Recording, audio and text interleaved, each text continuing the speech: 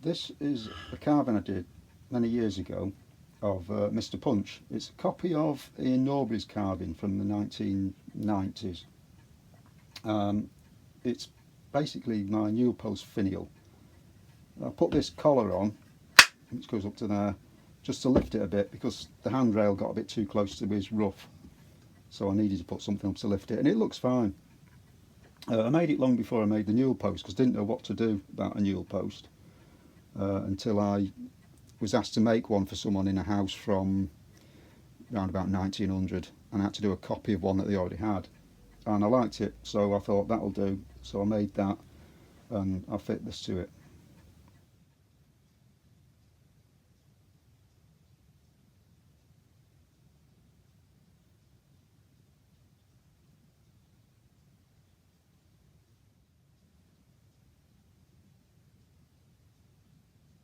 I made him out of two pieces, and the join is down the middle.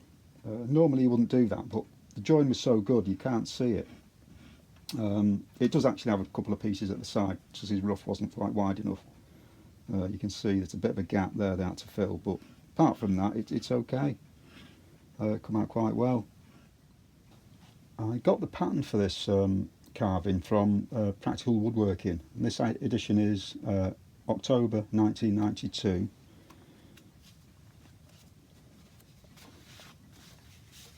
And there it is. He did it in walnut, and there is a drawing there, his working drawing, but it's not quite the same as the one he actually carved. So I actually did a drawing of it, did a copy of that, and just carved half the face to see whether I could do it or not. And it came out alright, but it wasn't the same as this one. So I drew round that. I did a load of photocopies and got the pattern. Did it again. Prefer that, so that's the one I used to make the actual thing. The little bell on his hat is just turned on the lathe, drilled a couple of holes and cut a slot in between. And I've held it on with some brass wire that's just been bent over to make it like a chain. On the original one he carved it all from one solid lump, but if I did that and put it on the stairs I know it just ended up getting broken off, so I did it this way. I also use this as my profile picture for this channel, if you've ever wondered what it was. I also did a copy of the original finial off the newel post. I did use it a little bit, but I prefer Mr. Punch. Long before I carved Mr. Punch I did this. It didn't come out very well. It's a bit lopsided, it's a bit big that side. It might be salvageable, but it was a long time ago when I did this. And it's not too bad, considering I've never done anything like that before. Carving in the round, and especially faces, is very difficult.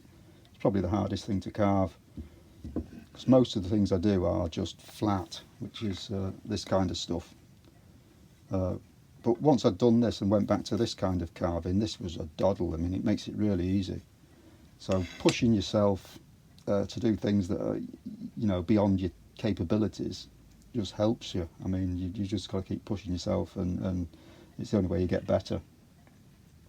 Well, this was from an Ian Norbury book on how to carve that. So this is the book, and it's so useful, the techniques he uses. It's got all the information you want in there. It shows you all the procedures for every little bit of it. And as long as you can follow it and measure, because it keeps everything boxy and square so you can measure from it before you start rounding things off. So you don't have to be artistic or be able to draw, because I can't. I couldn't draw a face, but I can carve that, which isn't brilliant, but for a first attempt it wasn't too bad.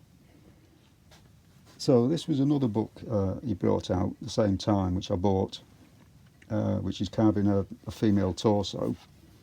And again, it explains easily how to do it. So this I decided to have a go at.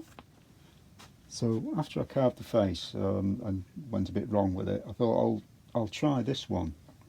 And it's come out quite well. I'm happy with this. It's got a few mistakes. I think the belly button's in the wrong place, or something's wrong round there. I'm not sure what. But it's quite nice. There's nothing difficult to carve on that. It's just getting everything in the right place, and with the book, it makes it a lot easier. The main problem I had was when I cut it from the block of lime, which is a nice clean piece. When I cut that off with a bandsaw, that was underneath, which is internal bark. So it's quite soft. It makes it more difficult to carve.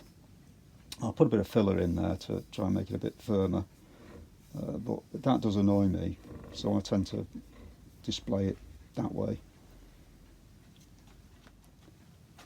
So later on I decided to have another stab at this on a slightly bigger scale. I got so far with it and just stopped for a while and never picked it up again. You can see it's been there a long time, so it's probably been 15 years since I touched that.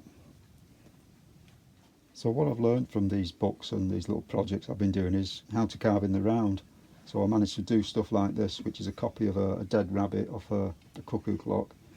See, its back legs have been tied together and hanging off this branch, and a cockerel that was on top of another clock. I've done these more recently, so I actually videoed these, so I'll put a link in at the end if you want to watch them.